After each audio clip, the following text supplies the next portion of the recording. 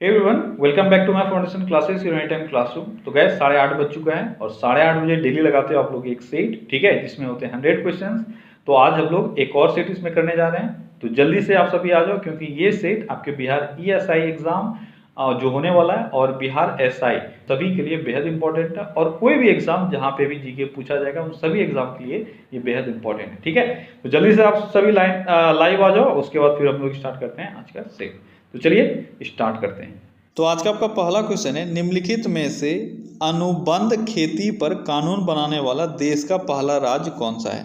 अनुबंध यानी contract farming इसको बोलते हैं, ठीक है, अनुबंध खेती।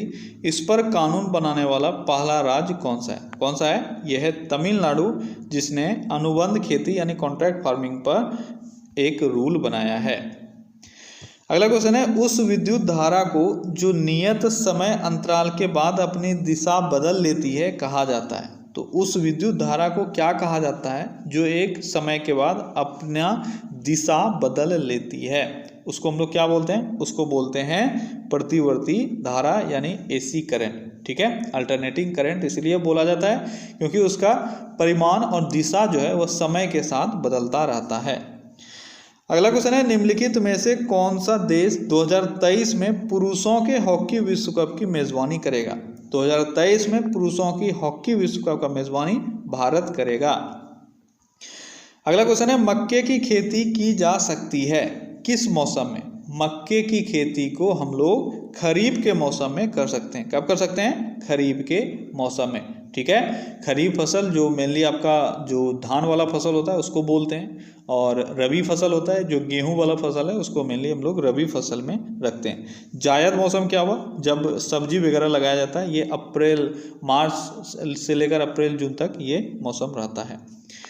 अगला क्वेश्चन है, जलते हुए विद्युत बल्ब के तंतु का तापमान सामान्यतः होता है। जलते हुए विद्युत बल्ब के तंतु का यानी फिलामेंट का टेम्परेचर लगभग कितना होता है? ये होता है 1500 डिग्री सेल्सियस से 2500 डिग्री सेल्सियस।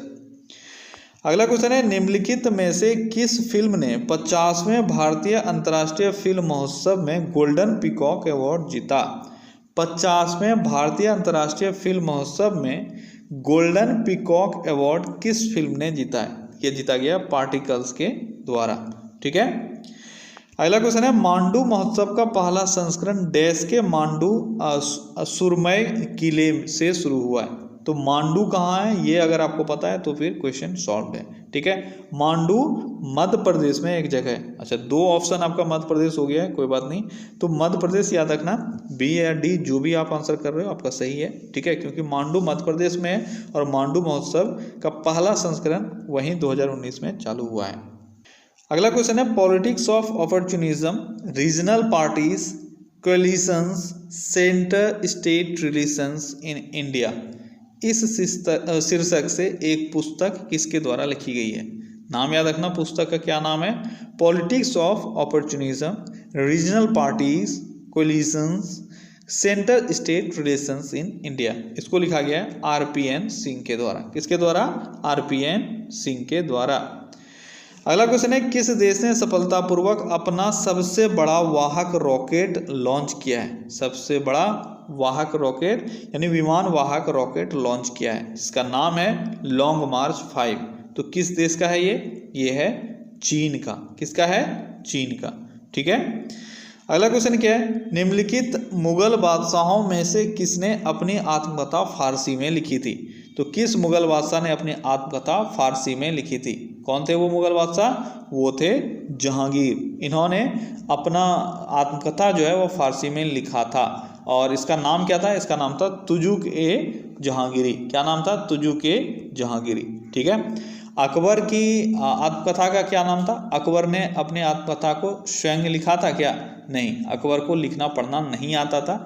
अकबरनामा ग्रंथ है जिसमें उनकी चर्चा की गई है, अबुल फजल के द्वारा लिखा गया है। और बाबर ने अपनी आत्मकथा बाबरनामा स्वयं लिखा था, ठीक है। और यह तुर्की भाषा में था। इसका फारसी अनुवाद किया गया था अब्दुल रहीम खाने खाना के द्वारा, ठीक है। किसने किया था? अब्दुल रहीम खाने खाना ने इसका फारसी में अनुवाद किया था। अगला क्वेश्चन है, डैश ने एक नए semi closed prepaid payment instrument यानी PPI लॉन्च किया है। तो अभी हाल ही में एक नए semi closed prepaid payment instrument यानी पीपीआई किसने लॉन्च किया है? ये किया गया है आरबीआई के द्वारा। ठीक है, अगला क्वेश्चन है, भारत के संविधान में निम्नलिखित में से किस अनुच्छेद में संसद सदस्यों के वेतन और भत्ते का प्रावधान है? अच्छा क्वेश्चन है, आपको संविधान के उस अनुच्छेद के बारे में बताना है जिसमें संसद सदस्यों के वेतन यानी दोनों सदन इसमें आ गए आपके, उनके वेतन और भत्ते का प्रावधान है। तो यह है अनुच्छेद 106। ठीक है, तो आपका सही आंसर केवल एक हो जाएगा। कौन सा अनुच्छेद है? अनुच्छेद 106। अगला क्वेश्चन है, डीसीएम ट्रॉफी का संबंध किस खेल से है? डीसीएम ट्रॉफी का संबंध किस खेल से है? तो डीसीएम ट्रॉफी का संबंध फुटबॉल से है। किससे है? फुटबॉल से। ठीक है, अगला क्वेश्चन है, पहाड़ के ढलानों पर मुख्य रूप से क्या उगाया जाता है? आसान सा क्वेश्चन है, पहाड़ के ढलानों पे इसलिए आप जनरली देखते हो चाय जो है वो पहाड़ी क्षेत्रों में होता है क्योंकि इसको पहाड़ के ढलानों पर उगाया जाता है। इसके लिए जो कंडीशन है वो पहाड़ के ढलानों पे सबसे अच्छा मिलता है। अगला क्वेश्चन है, तबाकात ए नासिरी का लेखक कौन था? तबाकात ए नासिरी, तबाकात ए नासिरी, इसके लेखक कौन थे? जल्दी बताओ कौन थे इसके लेखक? तबाकात ए नासिरी के, तो इसके लेखक थे मिनहाज उस सिराज। कौन था? मिनहाज उस सिराज, इन्होंने ही लिखा है तबाकात ए नासिरी। ठीक है,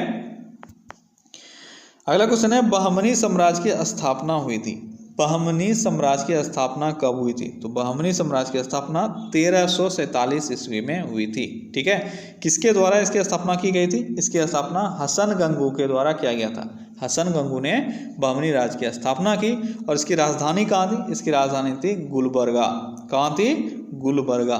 ठीक है, ये दो तीन चीजें हैं जिसको आपको याद रखना है। अच्छा, हसन गंगू जो नाम अभी मैंने बताया, हसन गंगू बहमनी साम्राज्य की इसने स्थापना की, लेकिन इसके बाद यह किस नाम से सिंहासन पर बैठा, यह भी आपसे पूछा जाता है। तो अलाउद्दीन बहमन शाह, अलाउद्दीन बहमन शाह, अलाउद्दीन बहमन शाह के नाम से यह शासन पर गद्दी पर बैठा था। ठीक है, अच्छा, अगर बहमनी साम्राज्य के अंतिम शासक का बात किया जाए तो वो कौन था? वो था कलीम उल्लाह। कौन था? कलीम उल्लाह। कलीम उल्लाह बहमनी वंश का अंतिम शासक हुआ। ठीक है, अगला क्वेश्चन है, मिर्जा गालिब किसके समय में थे? मिर्जा गालिब किसके समय में थे, ये आपको बताना है। तो मिर्जा गालिब बहादुर शाह द्वितीय के समय में था। किसके समय में? बहादुर शाह द्वितीय के समय में। ठीक है, अगला क्वेश्चन है, सुगौली की संधि कब हुई थी? सुगौली की संधि कब हुई थी? सुगौली की संधि कब हुई थी? ये हुई थी अप्रैल 1816 ईस्वी में। सुगौली की संधि कब हुई थी? अप्रैल 1816 ईस्वी में हुई थी। अगला क्वेश्चन है, वाचस्पति पुरस्कार डैश द्वारा दिए जाते हैं? वाचस्पति पुरस्कार किसके द्वारा दिया जाता है? वाचस्पति पुरस्कार किसके द्वारा दिया जाता है? दिया जाता है बिड़ला फाउंडेशन के द्वारा। किसके द्वारा? बिड़ला फाउंडेशन के द्वारा दिया जाता है। अगला क्वेश्चन है, पानीपत के तीसरे युद्ध के पश्चात पिंडारी कहाँ बस गए? पानीपत के तीसरे युद्ध के बाद पिंडारी कहाँ बस गए थे? तो पिंडारी कहाँ बस गए थे? ये बस गए थे मालवा क्षेत्र में। पानीपत के तीसरे युद्ध के बाद पिंडारियों ने मालवा क्षेत्र में शरण लिया था। अगला क्वेश्चन है, केंद्रीय विधान परिषद को 2 सदनों में निम्नलिखित में से किस अधिनियम द्वारा बांटा गया? केंद्रीय विधान परिषद को 2 सदनों में बांटा गया, उच्च सदन और निम्न सदन। आपको यह बताना है किस अधिनियम के द्वारा ये काम किया गया। यह मॉन्टेग्यू चेम्सफोर्ड सुधार 1919 के तहत किया गया था। अगला क्वेश्चन है, भारत में संविधान सभा का सृजन किया गया था। भारत में संविधान सभा का सृजन किसके द्वारा किया गया था या किसके तहत किया गया था? तो कैबिनेट मिशन 1940 के तहत भारत में संविधान सभा का सृजन किया गया था। ठीक है, अच्छा, संविधान सभा का गठन कब हो गया? 1940 जुलाई में। ठीक है, जुलाई 1940 में इसका गठन हो गया और 9 दिसंबर 1940 को इसका पहला बैठक हुआ और दूसरा बैठक 11 दिसंबर को हुआ। 9 दिसंबर के जो अध्यक्ष थे वो कौन थे? सच्चिदानंद सिन्हा। फिर 11 दिसंबर को अध्यक्ष कौन बने परमानेंट? ये बने कौन? राजेंद्र प्रसाद। ठीक है, अगला क्वेश्चन है, FSSAI ने हाल ही में किस रेलवे स्टेशन को भारत का प्रथम ईट राइट स्टेशन प्रमाणित किया है? ईट राइट स्टेशन के नाम से किसको प्रमाणित किया है, किस स्टेशन को? यह स्टेशन है आपका मुंबई सेंट्रल स्टेशन। ठीक है, अगला क्वेश्चन है, एक गैलन यानी यूएस गैलन जो हम लोग मेजरमेंट करते हैं, लेते हैं एक गैलन में, उसका मान कितना होता है? एक गैलन का मान कितना होता है? तो एक गैलन का मान होता है 3.875 लीटर। कितना होता है एक गैलन में? 3.875 लीटर। अगला क्वेश्चन है, मुस्लिम लीग ने किस दिन को सीधी कार्रवाई दिवस यानी डायरेक्ट एक्शन डे के रूप में मनाया था? मुस्लिम लीग ने मनाया था सीधी कार्रवाई दिवस किस दिन को, ये आपको बताना है। किस दिन को? तो ये है आपका 16 अगस्त 1940। 16 अगस्त 1940 को मुस्लिम लीग ने सीधी कार्रवाई दिवस के रूप में मनाया था। अगला क्वेश्चन है, बॉबी फिशर किस खेल से संबंध रखते हैं? बॉबी फिशर किस खेल से संबंध रखते हैं? किस खेल से हैं ये हैं शतरंज से। ठीक है, शतरंज के कुछ खिलाड़ी, जैसे अभी एक हाल ही में बहुत ही फेमस खिलाड़ी शतरंज की जो चर्चे में थी, कोनेरू हम्पी। ठीक है, ये भी आपसे पूछा जा सकता है कि कोनेरू हम्पी किस फील्ड से हैं? तो कोनेरू हम्पी शतरंज से। ठीक है, इसको भी आप याद रखना। अगला क्वेश्चन है, कंप्यूटर में किसी शब्द की लंबाई किससे नापी जाती है? तो कंप्यूटर में किसी शब्द की लंबाई हम लोग किस यूनिट में मापते हैं? ये मापते हैं बीट्स में। ठीक है, अगला क्वेश्चन है, गुलाबी क्रांति का संबंध है। गुलाबी क्रांति का संबंध किस चीज से? तो गुलाबी क्रांति का संबंध झींगा उत्पादन से है। ठीक है, अगला क्वेश्चन है, निम्न में से भारत रत्न की उपाधि से किसे सम्मानित नहीं किया गया? भारत रत्न की उपाधि से इन चारों में से किसको सम्मानित नहीं किया गया, ये आपको बताना है। कौन है वो? इंदिरा गांधी, विनोबा भावे, मदर टेरेसा और राज कपूर। तो इसमें से राज कपूर जिनको भारत रत्न से सम्मानित नहीं किया गया है। भारत रत्न का अगर बात करें तो भारत रत्न की शुरुआत कब हुई?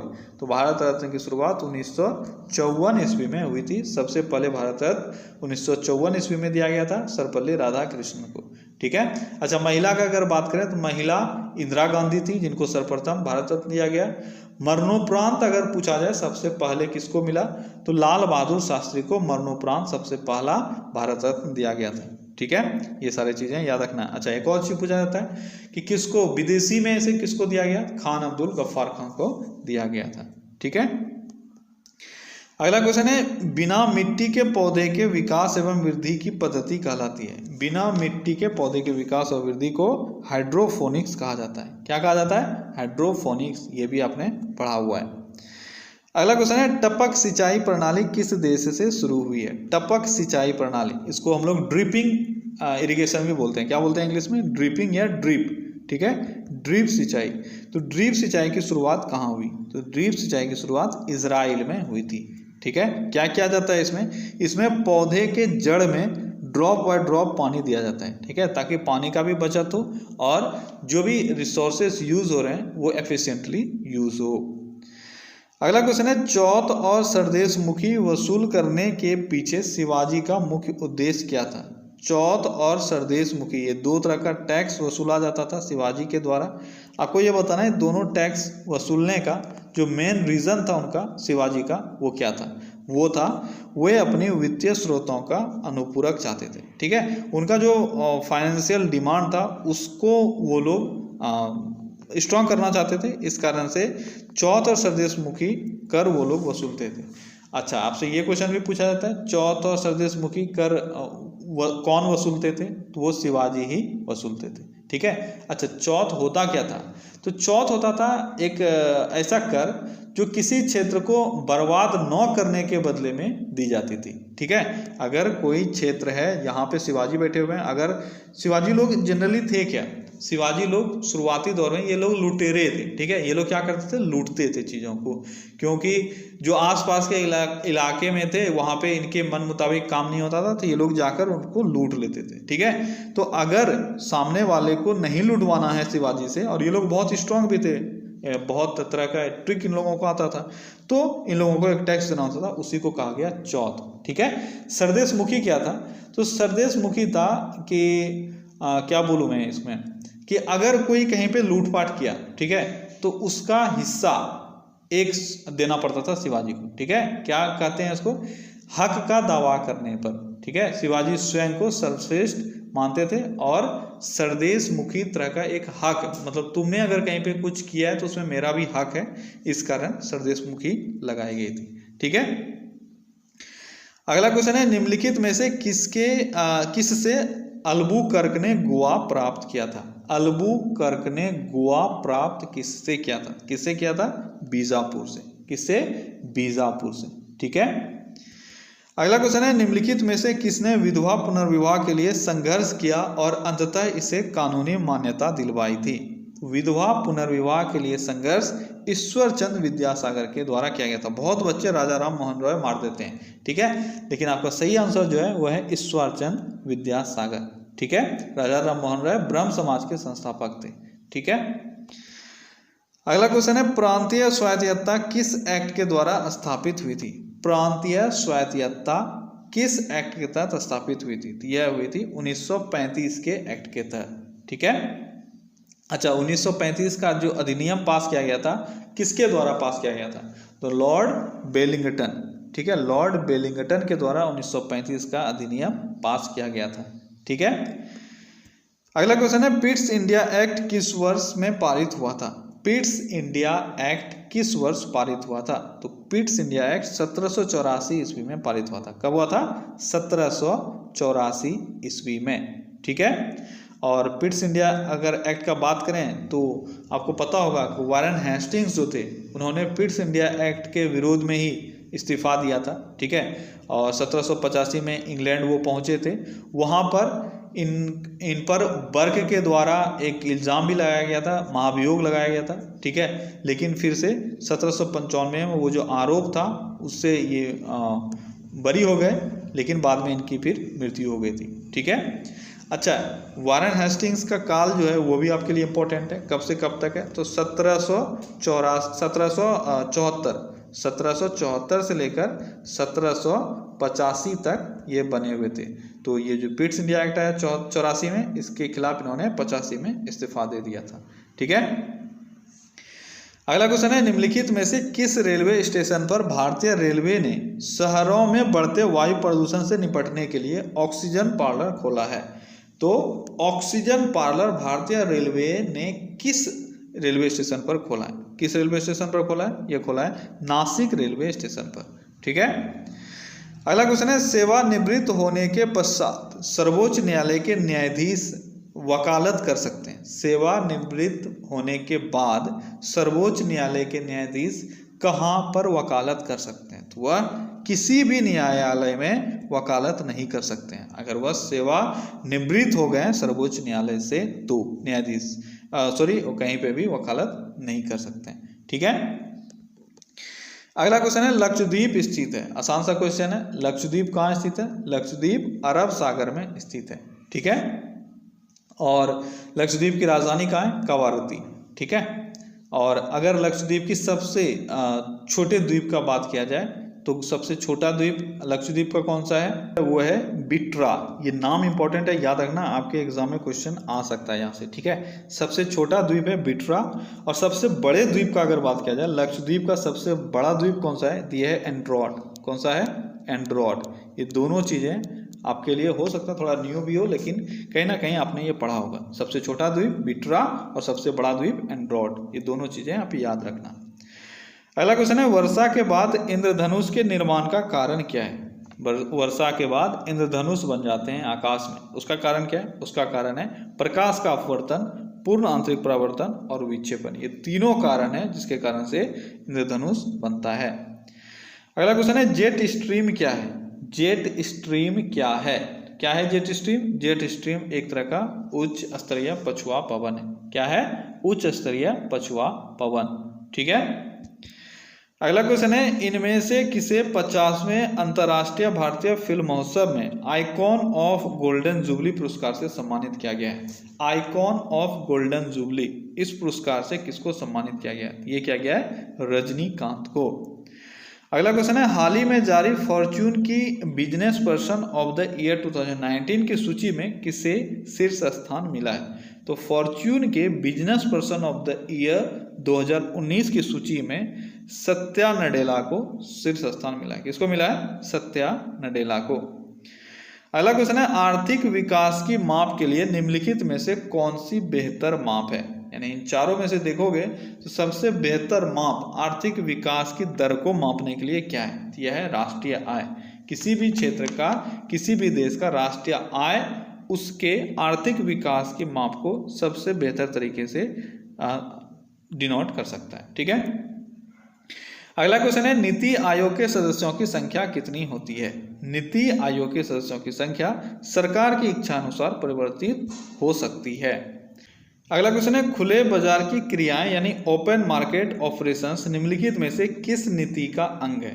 खुले बाजार की क्रियाएं किस नीति का अंग है, तो किस नीति का अंग है, यह है साख नियंत्रण नीति यानी क्रेडिट कंट्रोल नीति है ये खुले बाजार की क्रियाएं। ठीक है, अगला क्वेश्चन है जीएनपी और जीडीपी में अंतर क्या है। अच्छा क्वेश्चन है, जीडीपी और जीएनपी में अंतर क्या है ये आपको समझना चाहिए। अगर आपको जीडीपी और जीएनपी का डेफिनेशन पता है तो आप ये क्वेश्चन आसानी से कर पाओगे।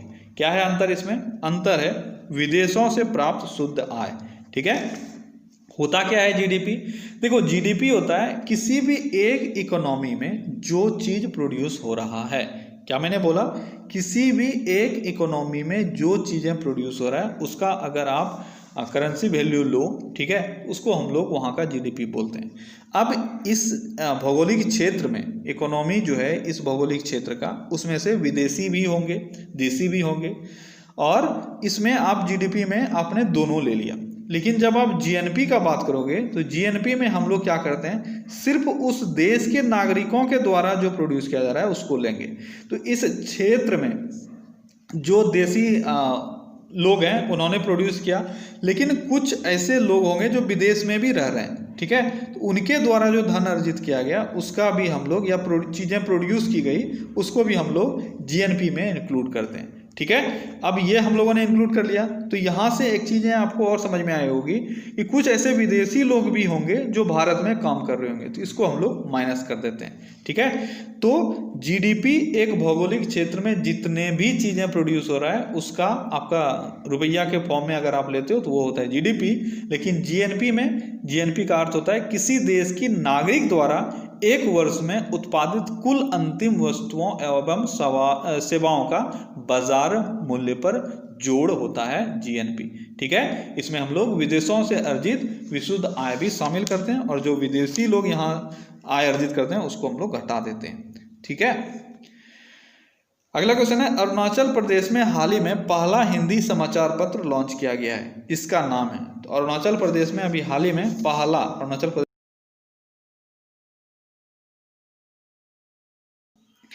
अगला क्वेश्चन है मेहर प्रथा का प्रचलन है। मेहर प्रथा का प्रचलन, मेहर प्रथा का प्रचलन, अगर इसमें से कोई मुस्लिम भाई हो तो उनको पता होगा कि यह मुसलमानों में एक प्रथा है मेहर प्रथा। और अगर देखें तो हम हिंदुओं में एक तरह का डॉरी सिस्टम है। ठीक है, मुसलमानों में है या नहीं है ये मुझे नहीं पता, मैं नहीं बोल पाऊंगा, लेकिन हिंदुओं में अगर आपने देखा है तो पुराने समय से ये डॉरी सिस्टम या दहेज प्रथा चला आ रहा है, जिसमें लड़की के गार्जियन के द्वारा जो लड़के लोग हैं उनको कुछ पैसे दिए जाते हैं। लेकिन मेहर व्यवस्था प्रथा जो है यह बिल्कुल अलग है।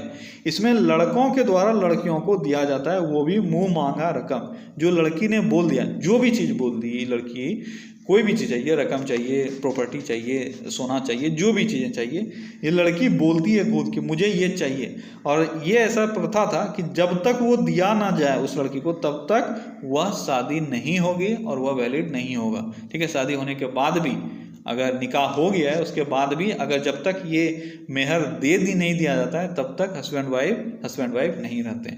तो ये था मेहर प्रथा जो मुसलमानों में है। अगला क्वेश्चन है दादा साहेब फाल्के पुरस्कार के प्रथम विजेता कौन है। दादा साहेब फाल्के पुरस्कार, इसके प्रथम विजेता थे देविका रानी।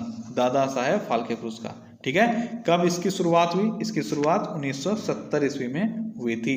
ठीक है, अगला क्वेश्चन है रात्रि का अंधापन किसकी कमी से होता है। रात्रि का अंधापन, इसको नाइट ब्लाइंडनेस भी हम लोग बोल सकते हैं। ठीक है, यह विटामिन ए की कमी से होता है, बचपन से आप लोग पढ़ते आ रहे हो। अगला क्वेश्चन है लूनी नदी मुख्यतः किस राज्य में बहती है। लूनी नदी मुख्यतः किस राज्य में बहती है, किस राज्य में बहती है, राजस्थान में बहती है।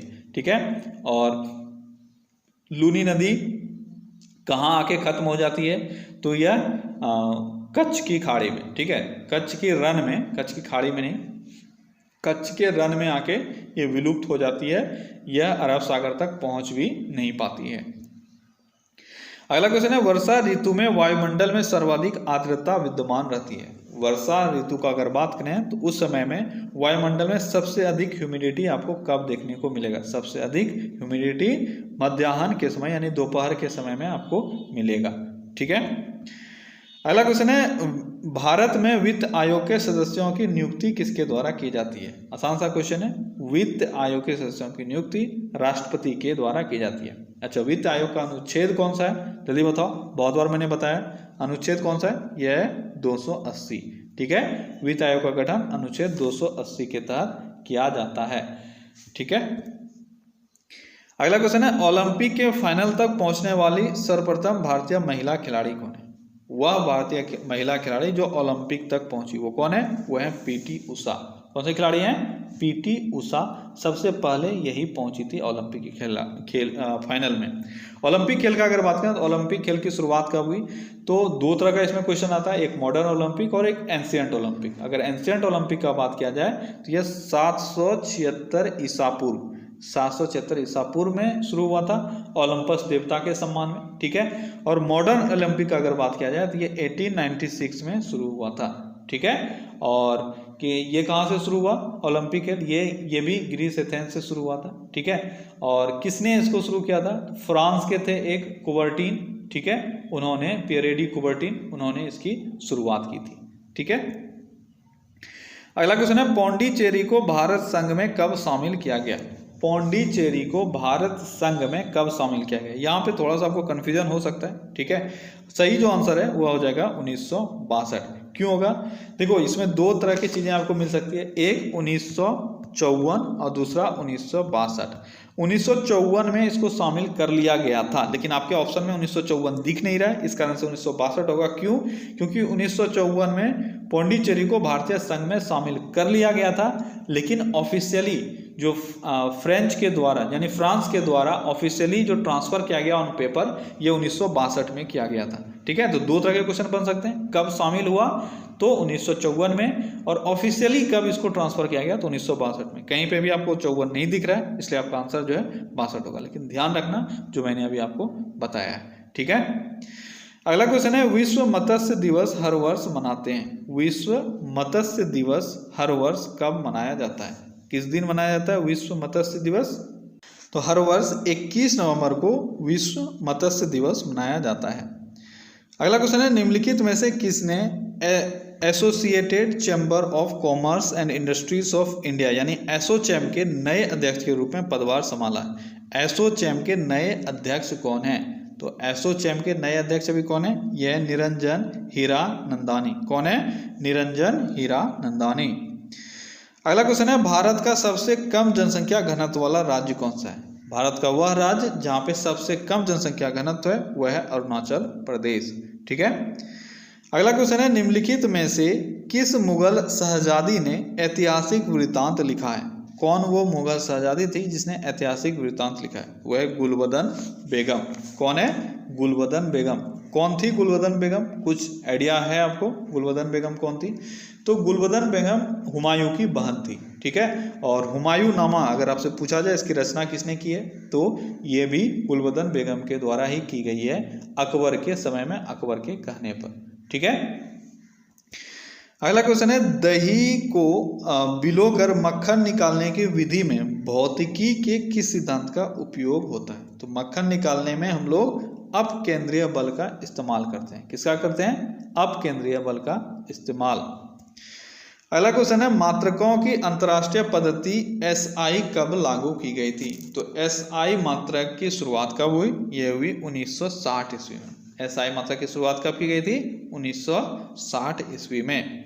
और 7 SI जो अभी आप जान रहे हो इसकी शुरुआत कब से हो गई टोटल? तो यह 1971 ईस्वी में, ठीक है। 1960 में सबसे पहले 6 ही था, बाद में फिर एक जोड़ा गया 1971 में। तो अभी फाइनली जो अभी वर्तमान रूप है वह 1971 से है। अगला क्वेश्चन है, निर्वात में प्रकाश की चाल होती है। निर्वात में प्रकाश की चाल 3 × 10⁸ मीटर पर सेकेंड होती है। कितनी होती है? 3 × 10⁸ मीटर पर सेकेंड। या तो वायु में पूछा जाए या निर्वात में पूछा जाए, दोनों में समान होगा। ठीक है। अच्छा, प्रकाश के वेग की गणना सबसे पहले किसने की थी? अगर ये पूछा जाए तो क्या होगा आंसर? आंसर होगा रोमर। रोमर ने सबसे पहले प्रकाश की चाल की गणना की थी। अच्छा, अगर जल में आपसे पूछा जाए प्रकाश की चाल तो कितनी होगी? तो जल में वायु से कम होगी और वो है 2.25 × 10⁸ मीटर पर सेकेंड। ठीक है, 2.25 × 10⁸ मीटर पर सेकेंड। ठीक है। अच्छा, एक और चीज अगर आपसे पूछा जाए यहाँ पे कि सूर्य से आने में प्रकाश को यहाँ पे कितना समय लगता है, तो 18 मिनट 20 सेकेंड या 19 सेकेंड। ठीक है।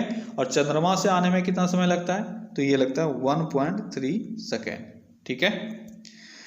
अगला क्वेश्चन है, इनमें से किन दो ने हाल ही में अंतर्राष्ट्रीय बाल शांति पुरस्कार जीता है? अंतर्राष्ट्रीय बाल शांति पुरस्कार किनको किनको मिला है? ये मिला है ग्रेटा थनबर्ग और डिविना मैलोम को। डिविना मैलोम और ग्रेटा थनबर्ग, इन दोनों को अंतर्राष्ट्रीय बाल शांति पुरस्कार दिया गया है।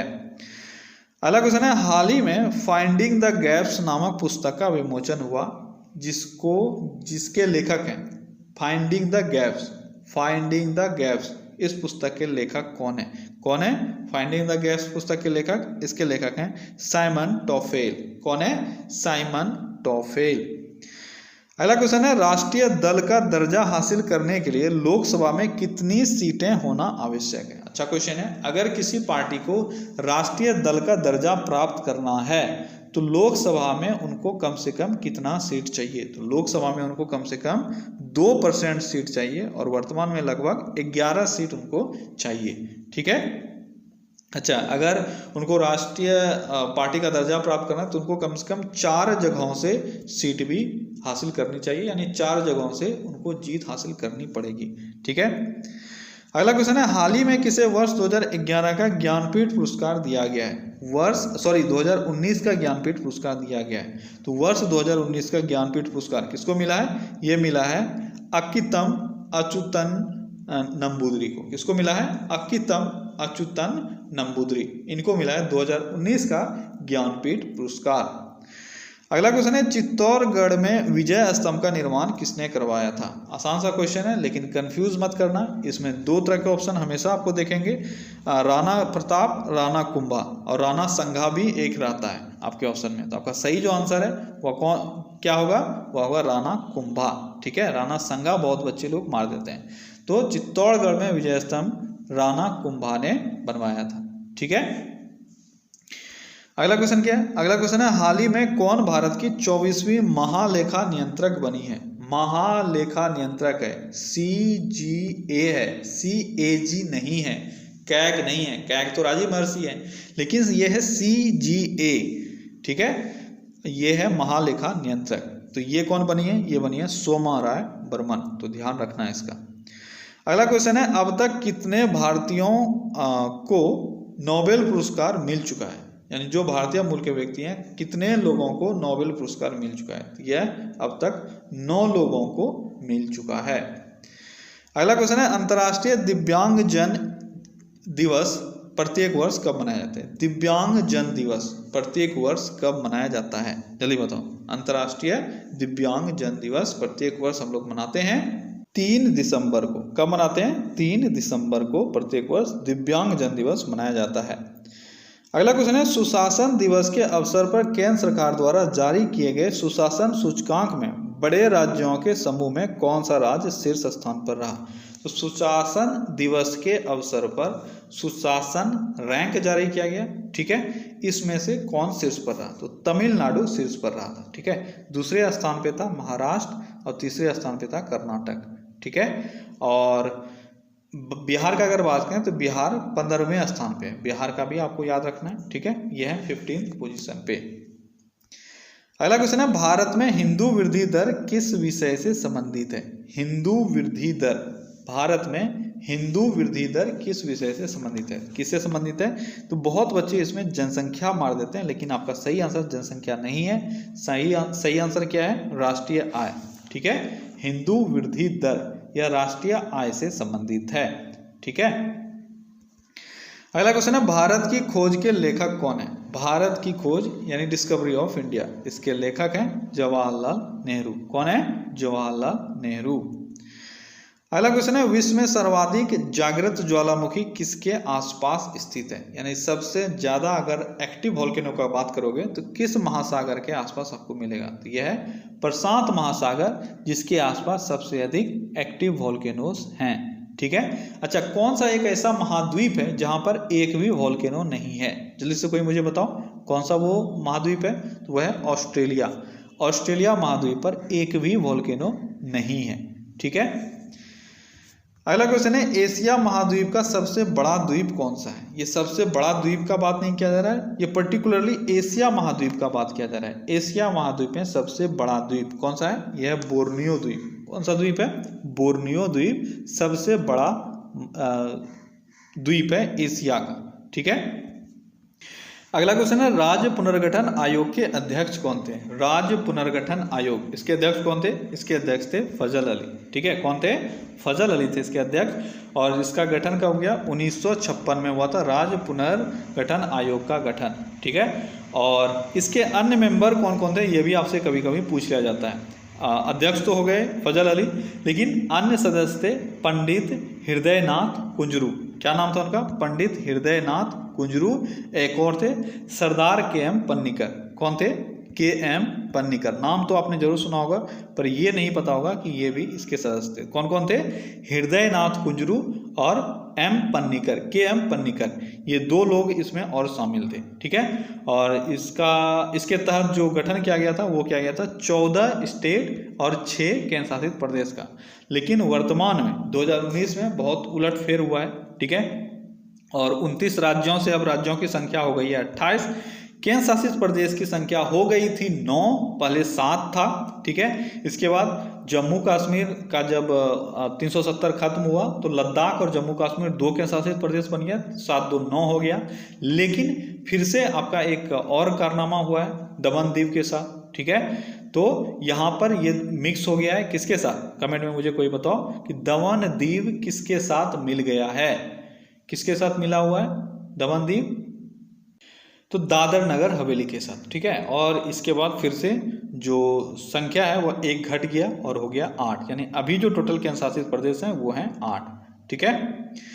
अगला क्वेश्चन है, हृदय की धड़कन को नियंत्रित करने के लिए इस्तेमाल किया जाने वाला उपकरण कौन सा है? हृदय की धड़कन को नियंत्रित करने के लिए पेसमेकर का इस्तेमाल किया जाता है। किसका? पेसमेकर का।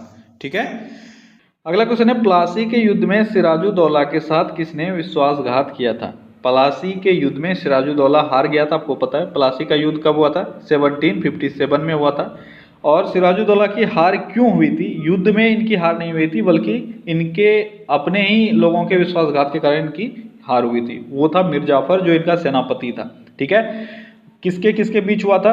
तो सिराजुद्दौला और अंग्रेज के सेनापति रॉबर्ट क्लाइव के बीच में हुआ था युद्ध। ठीक है। जिसमें से मीर जाफर ने सिराजुद्दौला को धोखा दिया और युद्ध मैदान में जाकर अंग्रेज क्लाइव के साथ जाकर ये मिल गया और फिर सिराजुद्दौला हार गए। ठीक है। क्यों इसने ऐसा किया? क्योंकि क्लाइव ने इसको बोला हुआ था कि अगर तुम ऐसा करते हो तो फिर अगला नवाब तुमको बना देंगे। तो अगला नवाब अंग्रेजों ने मीर जाफर को बना दिया। लेकिन कुछ ही दिनों में 1760 में ठीक है, फिर से मीर जाफर को हटा दिया गया, क्योंकि ये तो बस अंग्रेजों का कठपुतली बन के रह गया था, तो इसको हटा दिया गया और इसके दामाद मीर कासिम को बनाया गया नवाब। लेकिन जब मीर कासिम को बनाया गया तो उसने अपना दिमाग चलाना चालू किया, जो अंग्रेजों को अच्छा नहीं लगा, और फिर से वापस मीर जाफर को बनाया गया था। तो ये सारा कहानी है उस जगह का।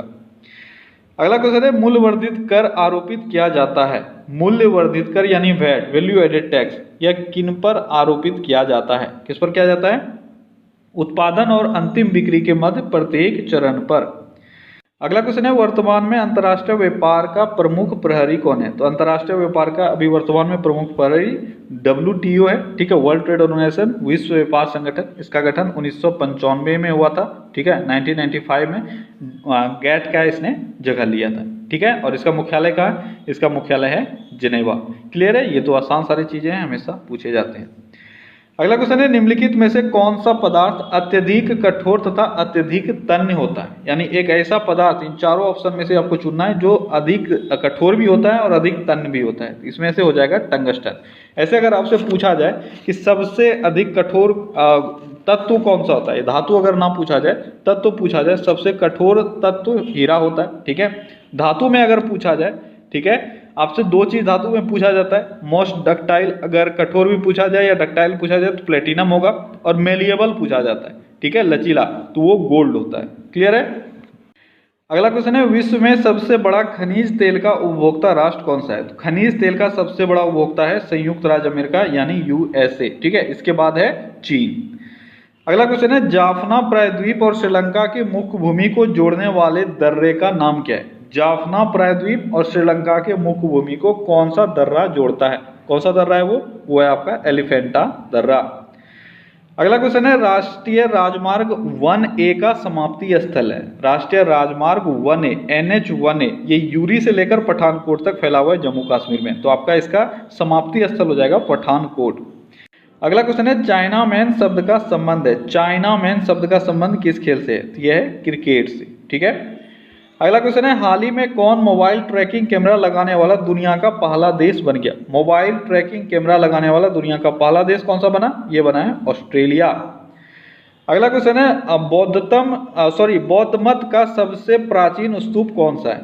बौद्ध धर्म का सबसे प्राचीन स्तूप कौन सा है? ये आपका सांची का स्तूप। ठीक है, अगला क्वेश्चन है, हाल ही में किस अभिनेत्री को यूनिसेफ का डैनी काय मानवतावादी पुरस्कार 2019 मिला है? डैनी काय मानवतावादी पुरस्कार 2019 से किसको सम्मानित किया गया? ये किया गया प्रियंका चोपड़ा को। अगला क्वेश्चन है, किलिमंजारो ज्वालामुखी किस महादेश में स्थित है? किलिमंजारो ज्वालामुखी जो एक एक्सटिंक्ट ज्वालामुखी है, ये अफ्रीका में है, और अफ्रीका में अगर आपसे पूछा जाए कहाँ है, तो अफ्रीका में तंजानिया में है। कहाँ है? तंजानिया में। अगला क्वेश्चन है, अकबर का मकबरा कहाँ स्थित है? अकबर का मकबरा कहाँ स्थित है? अकबर का मकबरा सिकंदरा में स्थित है। अगला क्वेश्चन है, रामागुंडम बांध कौन सी नदी पर है? रामागुंडम बांध किस नदी पर है? रामागुंडम बांध गोदावरी नदी पर स्थित है। अगला क्वेश्चन है, भारत में सबसे अधिक मछलियां किस राज्य में पकड़ी जाती है? सबसे अधिक मछलियां का अगर बात किया जाए तो यह पकड़ी जाती है पश्चिम बंगाल में। कहां पकड़ी जाती है? पश्चिम बंगाल में। अगला क्वेश्चन है, इंटीग्रल कोच फैक्ट्री कहां स्थित है? इंटीग्रल कोच फैक्ट्री आसान सा क्वेश्चन है, कहां स्थित है इंटीग्रल कोच फैक्ट्री? ये स्थित है पेराम्बूर में। अगला क्वेश्चन है, निम्नलिखित में से कौन सा झील कृत्रिम है? इन चारों में से कौन सा झील कृत्रिम झील है? ये आपका जयसमंद झील। ठीक है, जयसमंद झील एक कृत्रिम झील है। अच्छा, सारे जो झील हैं ये कहाँ हैं ये भी आपके लिए इंपॉर्टेंट है। अगर मैं यहाँ से डल झील का बात करूँ, डल झील जम्मू कश्मीर में है, चिल्का झील ओडिशा में है। ठीक है, उसके बाद नौकू छियाताल झील उत्तराखंड में है। ठीक है, जो ताल वाला आ जाए ये मैक्सिमम सारे उत्तराखंड में ही है। उसके बाद जयसमंद जो अभी हम लोगों ने पढ़ा था ये राजस्थान में है। ठीक है, अगला क्वेश्चन है, हजरत ईसा मसीह को सूली पर किस दिन चढ़ाया गया? तो ईसा मसीह को सूली पर चढ़ाया गया था गुड फ्राइडे के दिन, जिसको अभी क्रिश्चियन लोग सेलिब्रेट करते हैं गुड फ्राइडे के रूप में। उसी दिन ईसा मसीह को सूली पर चढ़ाया गया था। अगला क्वेश्चन है, शतरंज के खेल का आविष्कार किस देश में हुआ था? शतरंज के खेल का आविष्कार हमारे भारत में हुआ था। अगला क्वेश्चन है, भारत की पार्लियामेंट का उद्घाटन किस सन में हुआ था? इंपॉर्टेंट क्वेश्चन है, याद रखना। अभी जो हम लोग पार्लियामेंट या संसद भवन देख रहे हैं, ठीक है, इसका जो उद्घाटन हुआ था वो 1927 में ही हो गया था। ये बिल्डिंग 1927 में ही बन गया था। अगला क्वेश्चन है, 1 जूल कितनी कैलोरी के बराबर होता है? 1 जूल कितनी कैलोरी के बराबर होता है? बहुत अच्छा क्वेश्चन है, यहाँ पे बच्चे अक्सर गलत करते हैं। आपने जनरली जो पढ़ा हुआ है वो 1 कैलोरी पढ़ा हुआ है 4.2 जूल। कितना होता है? 1 कैलोरी 4.2 जूल के बराबर होता है। लेकिन यहाँ पे उल्टा आपसे पूछा गया है 1 जूल कितने कैलोरी के बराबर होता है? तो 1 जूल जल्दी बताओ अगर किसी को आता है तो, 1 जूल कितने कैलोरी के बराबर होता है? तो 1 जूल 0.24 कैलोरी के बराबर होता है। कितने कैलोरी के बराबर? 0.24 कैलोरी के बराबर। अगला क्वेश्चन है, अफ्रीका की मूल जाति कौन सी है? तो इन चारों में से अफ्रीका की मूल जाति कौन सी है? ये है निग्रोइड। ठीक है, निग्रोइड जनजाति जो है यह अफ्रीका की मूल जनजाति है। ठीक है, ओके गाइस, तो ये था आज का टॉप 100 क्वेश्चन। आई होप कि सेट आपको अच्छा लगा होगा और क्वेश्चन थोड़े से आज अच्छे लेवल के क्वेश्चंस थे। तो आपका जो स्कोर रहना चाहिए वो 70 एंड एबव रहना चाहिए। अगर 70 एंड एबव आपका स्कोर आ रहा है आज के टेस्ट में तो आपका तैयारी अच्छा है, आप मन लगा के पढ़ते रहो। ठीक है, चलिए कल फिर से मिलते हैं अगले सेट में। Till then take care, bye bye.